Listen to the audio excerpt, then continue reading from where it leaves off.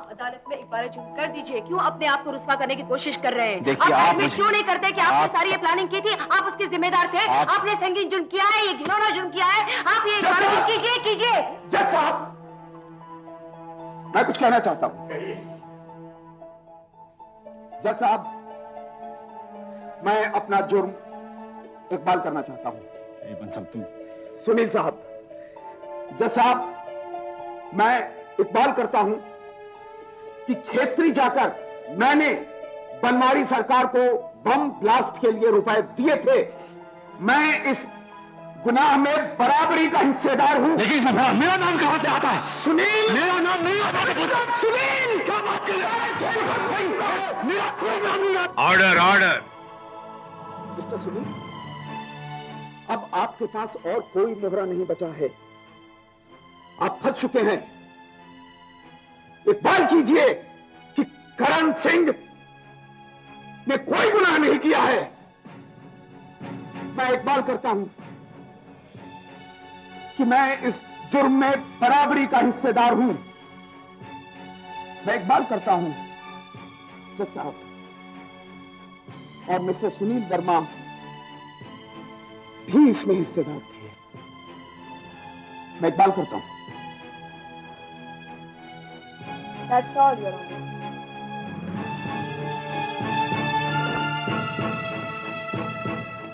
जिसको जो भी बोलना था योर ऑनर, वो बोल चुका है।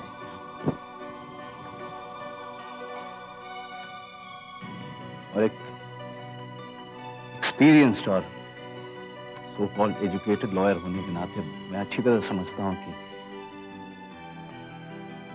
बंसल ने जो कहा कि तुम्हारा सारा मोहरा खत्म हो चुका है। आई नो दिस, और मुझे इस बात का एहसास बहुत पहले हो चुका था, लेकिन मैं बस हारना नहीं चाहता था।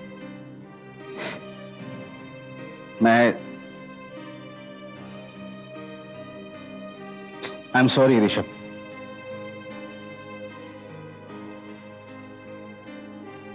मैं मेधा हेगड़े से हारना नहीं चाहता था।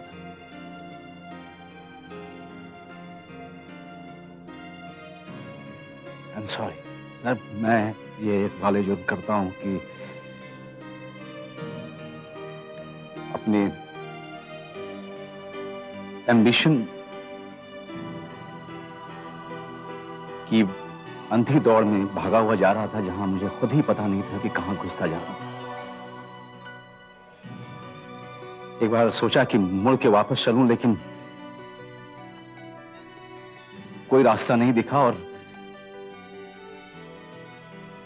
फिर एक ही रास्ता था कि मैं फिर से उसी मंजिल की तरफ भागता जाऊं जहां कोई रोशनी नहीं थी। एनीवे, अदालत का वक्त जाया होगा इसमें, लेकिन मेरे साथ में एडवोकेट बंसल, बनवारी सरकार,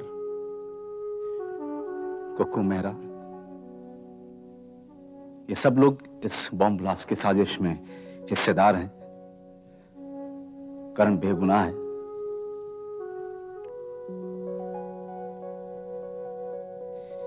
अब आपकी जो मर्जी है। I am defeated.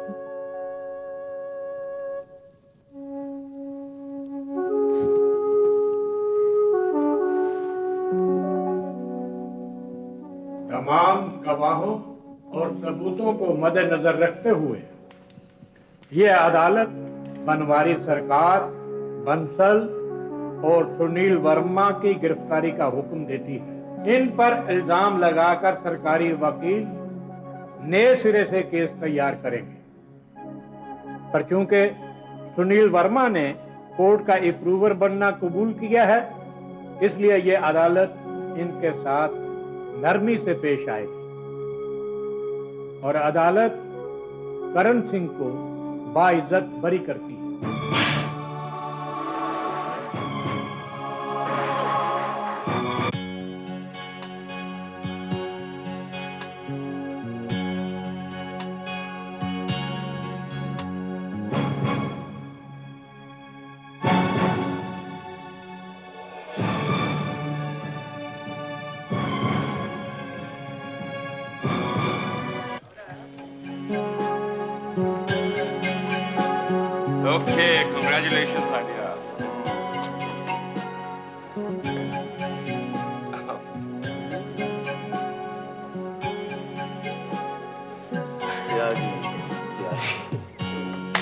जानता था करण बाबू के आप बेगुनाह हैं, लेकिन आपकी बेगुनाही साबित करने के लिए भौजी को बहुत गति सहना पड़ा। आपका चाहिए कि आप भौजी का शुक्रिया अदा करें। बेदा ने तो जिंदगी भर का एहसान छुड़ा दिया। हमारा साथ नहीं होता तो पता नहीं कितने साल मिलते थे। करण, तुम्हें रितु का भी शुक्रिया अदा करना चाहिए। वो भी तो अपने पति के खिलाफ खड़ी हुई थी। नहीं करण, मेरा शुक्रिया अदा करने की कोई जरूरत नहीं। सुनील को और बुराइयां करने से रोकने के लिए एक बार तो मुझे उसकी नजरों में बुरा बनना ही था। तुम्हें इस कैद से आज़ादी मिल गई और यूं समझ लो कि सुनील को बुराइयों से आज़ादी मिल जाएगी। एक बात मेरी समझ में नहीं आ रही, जब कोर्ट ने करण को बाइज्जत बरी कर दिया है, what are we standing and doing here? Yes. Why don't we go and celebrate? Come on. Of course. सब भैया, हम कहते थे ना कि करण बाबू बेकसूर है। अब देखिए कोर्ट ने भी उनका रिहा कर दिया। चलिए आप उठिए, उनसे हाथ मिलाइए। जागी, मुझे माफ करना, लेकिन वो आदमी मुझसे हाथ मिलाने के लिए आएगा तब भी मैं उससे हाथ नहीं मिलाने वाला। ये आदमी सिर्फ इसीलिए बचा है क्योंकि ये रंजना देवी की औलाद है। Please करण। चल। मेघा, अगर तुम चाहो तो you can join the celebration. You really deserve it. We'll wait for you. Come down, let's go.